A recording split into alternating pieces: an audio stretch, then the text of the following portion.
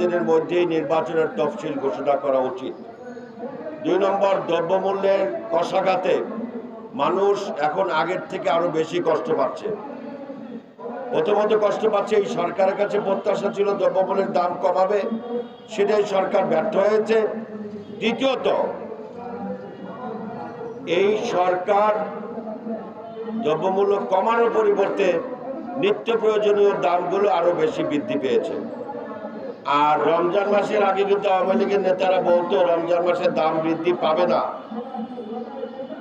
রমজান মাসে দাম বৃদ্ধি পাবে না। অতএব এই রমজানের আগেই যে সমস্ত দাম বৃদ্ধি পেয়েছে তাতেই কিন্তু মানুষ অনেক কষ্টে আছে।